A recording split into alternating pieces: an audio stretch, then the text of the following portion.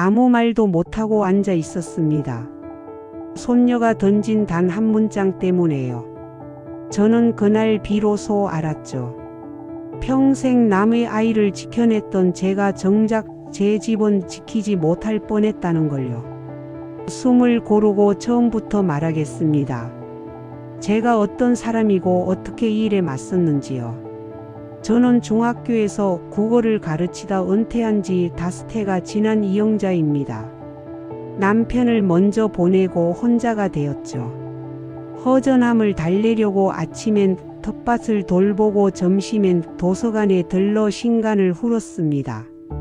저녁이 되면 손녀 소진이가 보낸 음성 메시지를 여러 번 재생했어요. 그런 날들이 모여 제 생활의 질서를 만들었습니다.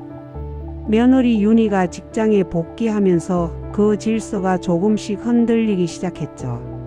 처음 전화는 조심스러웠습니다. 바빠서 이틀만 도와달라며 부탁하더군요. 저는 흔쾌히 그러자고 했습니다. 아이와 함께하는 시간이 제게 약이었으니까요. 이틀이 사흘이 되고 사흘이 한 주가 되었습니다. 윤희의 말투는 미안함에서 당연함으로 바뀌었고 저는 일정표에 빨간 동그라미를 점점 더 많이 그려 넣었습니다. 아침 8시 반 등원, 오후 3시 간식, 4시 미술학원, 6시 기가. 종일 발걸음에 속도가 붙었죠. 무릎은 종종 항의했지만 참고 걸었습니다. 아이의 손이 제 손을 잡을 때 체온이 전해졌고 그 따뜻함이 진통제 같았거든요. 그래도 어느 순간부터 이상한 문장이 귀에 걸렸습니다. 윤희가 전화를 끊기 직전 습관처럼 덧붙이는 말이었죠. 어머님 요즘 깜빡하신다면서요. 병원에 한번 가보세요. 저는 괜찮다고 웃었습니다. 메모장에 약속을 꼼꼼히 적는 저였으니까요. 그러나 그 문장이 일상의 작은 가시처럼 박혀 계속 신경을 긁었습니다. 장을 보고 돌아오는 길에 신호를 기다리는 동안에도 그 말이 떠올랐죠. 수업 시간에 아이들이 틀리는 띄어쓰기처럼 자꾸만 눈에 발렸습니다. 어느 저녁 거울 앞에서 카디건 단추를 채우다 제 얼굴을 천천히 들여다봤습니다. 피곤이 내려앉았더군요. 나이가 드니 몸이 빨리 지친다. 그 정도로 결론을 내리고 부엌으로 내려갔습니다. 싱크대 옆 메모판에 내일의 할 일을 다시 적었습니다. 학원 픽업과 저녁 준비, 수학 숙제 보기. 저는 여전히 제 생활을 통제하고 있었습니다. 학교에서 늘 하던 방식대로요. 한 장짜리 수업 계획 안처럼 하루를 분해하고 순서를 붙였습니다. 그날 밤 침대에 누워 천장을 보다가 문득 스스로에게 물었습니다. 내가 정말 깜빡하고 있는 건 없을까? 대답은 조용했습니다. 하지만 그 침묵 뒤에 낯선 그림자가 서성이는 기분이 들었죠. 가끔 사람은 이미 알고 있는 사실을 잠시 못 본 채 하고 싶어 합니다. 저는 그 무리에 속하지 않는다고 믿어왔습니다. 원칙주의자라 불리던 제 성격이 늘 저를 붙잡아 줬으니까요. 그 믿음이 다음 주 화요일 저녁 생각보다 빨리 시험대에 오르게 되었습니다. 그날도 저는 평소처럼 소진이를 데리러 나갈 채비를 했습니다. 손수건 작은 물병 초코바 하나, 가방 지퍼를 닫으며 마음속의 작은 가시를 손가락 끝으로 톡 건드려 보았습니다. 여전히 거기에 있었죠. 아주 가볍게 그러나 분명하게요. 현관문을 나서며 저는 중얼거렸습니다. 별일 아니겠지. 그리고 그 말이 얼마나 부질없는 주문이었는지 곧 알게 되었습니다. 학원 건물 앞 인도는 노을에 물이 들었습니다. 아이들을 태우러 온 차들이 길게 늘어서 있었고 경비원의 손짓이 분주했죠. 저는 습관처럼 건물 유리를 통해 안쪽을 훑었습니다. 대기실 소파에 앉은 아이들의 발이 리듬을 탔고 안내 데스크 위 전광판이 시간표를 넘겼습니다. 그때 왼쪽 모퉁이에서 익숙한 코트를 본 것 같았습니다. 시선을 옮기니 윤희가 서 있더군요. 저는 반가움 반 의아함으로 손을 들어 보일 뻔했지만 멈췄습니다. 윤희 곁에 낯선 남자가 있었거든요. 두 사람은 가까이 몸을 기울인 채 낮은 목소리로 이야기를 나눴습니다. 손짓이 자연스러웠고 웃음이 몇 번이나 오갔죠. 저는 발을 한 걸음 뒤로 뺐습니다. 유리창 각도를 바꿔보려고요. 착시일 수도 있으니까요. 그러나 남자가 윤희의 손목을 가볍게 감싸며 출입문 쪽으로 이끄는 순간 제 가슴이 쿵 내려앉았습니다. 그 손길에는 익숙함이 있었습니다. 집 앞에서 서로의 가방을 들어주는 가족의 제스처와는 다른 결이었죠. 저는 호흡을 길게 끌어올렸습니다. 교무실에서 상담을 앞두고 마음을 가다듬을 때 쓰던 방법이었습니다. 한 번 더 확인하고 싶었습니다. 혹시 내가 과하게 해석하는 건 아닐까? 그때 자동문이 열리며 두 사람이 밖으로 나왔습니다. 윤희가 먼저 웃었고 남자가 그 웃음을 받아 올렸습니다. 그리고 차 문을 열어주더니 자연스레 허리를 받쳤습니다. 저는 시선을 떼지 못했습니다. 그들은 제 차가 있는 방향과 반대편으로 천천히 걸어가다 신호가 바뀌자 건너편 주차장으로 향했습니다. 차에 올라타는 모습을 보는데 멀지 않은 거리였습니다. 유리창 너머로 손이 포개지는 실루엣이 선명했죠. 제 손바닥이 축축해졌습니다. 도망치듯 시선을 돌렸고 그제야 아이들 소리가 제 귀를 찔렀습니다. 소진이가 달려 나올 시간이었습니다. 나는 무엇을 본 걸까? 선생이었던 시절 생각이 났습니다. 상담실에서 부모가 아이의 과제를 대신하지 않았다고 말할 때 연필 자국의 압력과 삐뚤어진 핵이 담긴 공책이 진실을 말해주곤 했죠. 지금 내 앞의 장면도 그와 다르지 않다. 그렇게 결론이 났지만 저는 당장 듣기로 했습니다. 소진이가 문을 밀고 나왔거든요. 가방이 옆으로 쏠려 있었고 앞머리가 이마에 붙어 있었습니다. 저는 환하게 웃으며 손수건으로 땀을 닦아줬습니다. 아이 향기가 올라왔고 잠시 마음이 가라앉았죠. 귀가 길에 소진이는 오늘 배운 동화 이야기를 들려줬습니다. 목소리가 들떠 있었고 저는 맞장구를 쳤습니다. 집에 도착해 신발을 벗기며 머릿속으로 방금 본 장면을 다시 돌려보았습니다. 각도를 바꿔도 결론은 같았습니다. 그러나 그 결론을 내 입으로 말하는 데에는 시간이 필요했습니다. 사람은 뜻밖의 사실 앞에서 종종 두 단계의 침묵을 통과하죠. 첫째는 모른 척하는 침묵, 둘째는 준비하는 침묵. 저는 첫째를 지나 둘째에 들어서고 있었습니다. 주방의 시계를 보니 7시 17분이었습니다. 윤희에게서 메시지가 왔습니다. 야근이라 늦는다는 짧은 문장 하나였죠. 저는 확인 표시만 남겼습니다. 목에 걸린 말들을 삼키고 물 한 잔을 비웠습니다. 그날 밤 일기장에 3줄을 적었습니다. 오늘 노을 지냈고 바람 약했다. 학원 유리창이 모든 걸 보여줬다. 서두르지 말자. 다음 날의 일정은 변함없이 빽빽했습니다. 하지만 마음속에 빈칸이 하나 생겼습니다. 그 빈칸은 곧 증거라는 이름을 얻을 예정이었습니다. 상담 요청 전화는 이틀 뒤에 왔습니다.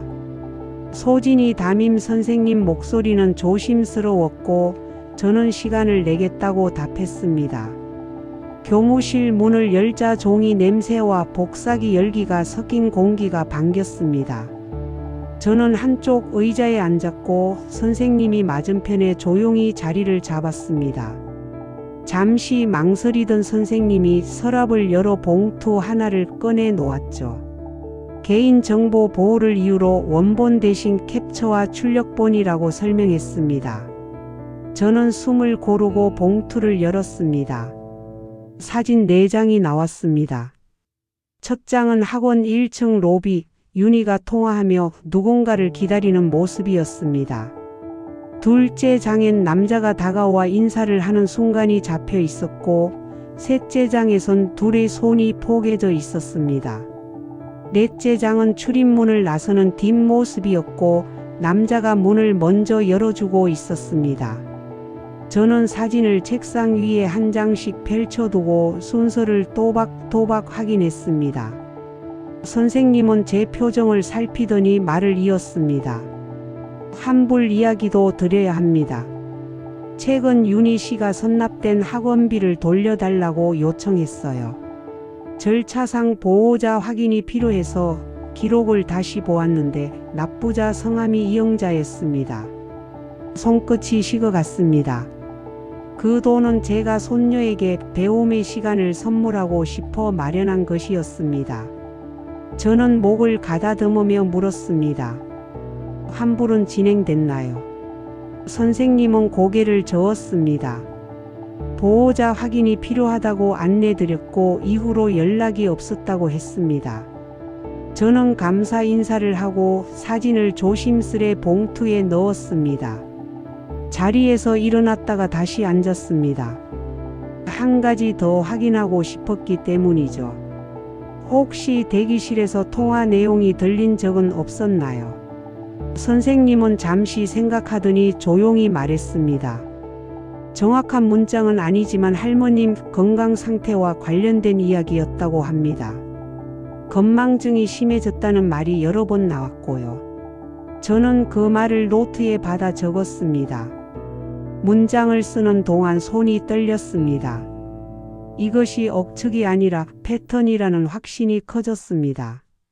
교사 시절 생활기록부에 기록하던 방식 그대로 저는 사실과 추정을 분리해 메모했습니다. 사실 사진 4장과 환불 요청 기록, 추정 건강 약점 이용 가능성, 상담실을 나와 복도 창가에 섰습니다. 바깥 공기가 차갑게 폐를 스쳤고 저는 봉투를 가방 깊숙이 밀어 넣었습니다. 돌아오는 길 신호 대기 중에 차창 밖 가로수 잎이 바람에 흔들렸습니다. 오랜 세월 인맥을 따라 물이 오르내린 것처럼 어떤 계획도 작은 통로들을 통해 완성되죠. 저는 제 통로들을 닫기로 했습니다. 집에 도착해 가장 먼저 한 일은 서랍을 정리하는 일이었습니다. 도장, 통장, 부동산 서류, 항목별로 봉투를 나누고 가방에 옮겼습니다. 그 과정이 내 삶을 되찾는 의식처럼 느껴졌습니다. 저녁 무렵 윤희에게서 메시지가 또 왔습니다. 야근이라 오늘도 늦겠다는 말 뒤에 감사 이모티콘이 붙어 있었죠. 저는 간단히 알겠다고만 답했습니다. 이모티콘은 쓰지 않았습니다. 그 밤 노트 첫머리에 큰 글씨로 4단어를 썼습니다. 감정보다 절차 우선. 다음 줄에는 3개의 행동 계획을 적었습니다. 은행 방문, 상담 예약, 아들과의 대화. 한 줄씩 적을 때마다 가슴의 떨림이 잦아들었습니다. 생각은 몸을 설득했고 몸은 마음을 정리했죠. 창밖 달빛이 창틀 위에 얇게 내려앉았습니다. 저는 가방을 침대 옆으로 끌어당겨 손을 얹었습니다. 이제는 숨지 않겠다. 그렇게 마음을 단단히 묶었습니다. 저녁을 마치고 소진이와 거실에 앉아 있었습니다. 아이는 색연필을 꺼내들고 종이에 무언가를 그리고 있었죠. 저는 봉투 속 사진들을 떠올리며 여전히 마음이 복잡했습니다. 펜을 쥔 손끝이 떨리기도 했습니다. 그때 소진이가 천진한 얼굴로 말을 꺼냈습니다. 할머니, 엄마가 그랬어요. 할머니가 아프면 우리 집이 부자 된대. 순간 귀가 멍해졌습니다. 아이의 목소리가 메아리처럼 울렸죠. 저는 무심코 되물었습니다. 뭐라고 했니, 소진아? 아이의 눈은 맑았습니다. 거짓이 끼어들 틈이 없었죠. 엄마가 그랬다니까. 할머니가 자꾸 잊어버리면 좋은 거라고. 그러면 우리 집이 돈이 많아진대. 손끝에서 연필이 굴러 떨어졌습니다. 바닥을 대구르르 구르는 소리가 유난히 크게 들렸습니다. 머릿속에서는 지난 몇 달간의 윤희 말투와 태도가 빠르게 재생됐습니다. 깜빡하신다던 말, 병원에 가보자는 권유, 도장과 통장 위치를 묻던 질문, 그 모든 것이 하나로 엮여버렸습니다. 이건 단순한 오해가 아니었습니다. 계획이었죠. 저는 소진이를 안아 올렸습니다. 아이는 제가 왜 이렇게 심각한 얼굴을 하는지 몰라 고개를 갸웃거렸습니다. 소진아, 할머니가 많이 사랑하는 거 알지? 아이는 싱긋 웃으며 고개를 끄덕였습니다. 그 웃음이 제 눈에 눈물로 번졌습니다. 이 순수한 아이가 무슨 잘못이 있겠습니까? 오히려 진실을 알려준 건 아이였습니다. 밤이 깊어지자 저는 침대에 누워 천장을 바라봤습니다. 숨이 가빠졌습니다. 정말 윤희가 나를 치매 환자로 몰아 내 재산을 빼앗으려는 걸까?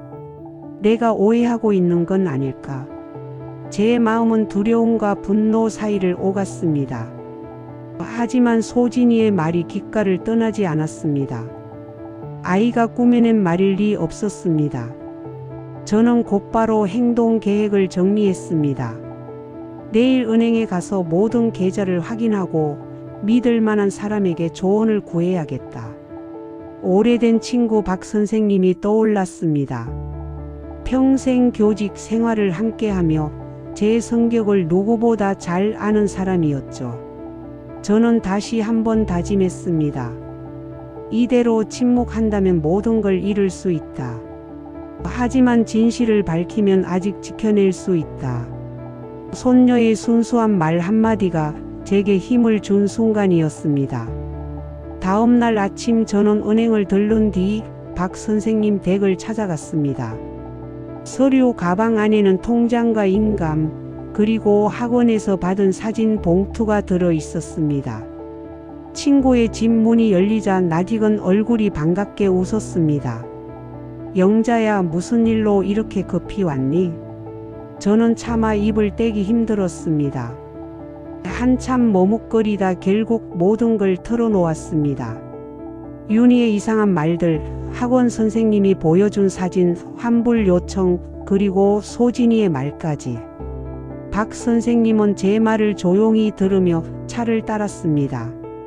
다 듣고 난 뒤 그는 깊은 한숨을 내쉬었습니다. 영자야, 넌 학생 하나를 지키기 위해 학부모랑도 맞서던 사람이었잖아. 그 강단 어디로 간 거니? 내가 그렇게 눈치만 보고 있을 사람이 아니잖아. 저는 눈을 내리깔았습니다. 사실이었죠. 교사 시절 저는 원칙과 정의를 누구보다 중시했습니다. 부당한 일은 그냥 넘어가지 않았습니다. 그런데 지금 제 가족이 얽힌 일 앞에서는 주저하고 있었습니다. 혹시 내가 오해하고 있는 건 아닐까 해서. 제 말이 끝나기도 전에 박 선생님은 고개를 저었습니다. 증거가 있잖아. 내 눈으로 본 것도 있고 아이의 말도 있고. 이제는 내가 내 삶을 지켜야 할 때야. 내가 무너지면 손녀는 누가 지켜주니? 그 말에 제 눈시울이 뜨거워졌습니다. 저는 소진이를 떠올렸습니다. 그 맑은 눈동자와 작은 손. 결국 제가 믿고 의지할 사람은 제 자신뿐이라는 걸 깨달았습니다. 박 선생님은 제 손을 꼭 잡으며 덧붙였습니다. 내가 평생 아이들을 지켜낸 눈으로 이번에는 내 삶을 지켜. 그리고 혹시라도 두려우면 법의 힘을 빌려. 혼자가 아니야. 그 말을 들으니 마음이 조금 가벼워졌습니다. 저는 그날 집에 돌아와 다시 한번 모든 서류를 정리하고 아들에게 이 사실을 어떻게 알릴지 구체적으로 준비했습니다. 이제 더 이상 숨을 수 없었습니다. 아들에게 진실을 말하기까지 며칠이 걸렸습니다. 저 스스로 확신이 있어야 했거든요. 그날 저녁 저는 동혁을 불러내어 작은 식당 구석 자리에 앉혔습니다. 따뜻한 국물이 담긴 그릇에서 김이 오르고 있었지만 제 마음은 차갑게 얼어붙어 있었습니다. 가방에서 사진과 서류를 꺼내 아들 앞에 놓았습니다. 이게 무슨 건지 좀 봐라. 동혁은 처음엔 대수롭지 않게 넘겼습니다. 그러나 사진 속 윤희의 얼굴을 확인하는 순간 그의 손이 멈췄습니다. 숟가락이 국물에 잠긴 채 흔들리고 있었죠. 엄마, 이거 정말 은희 맞아요? 설마.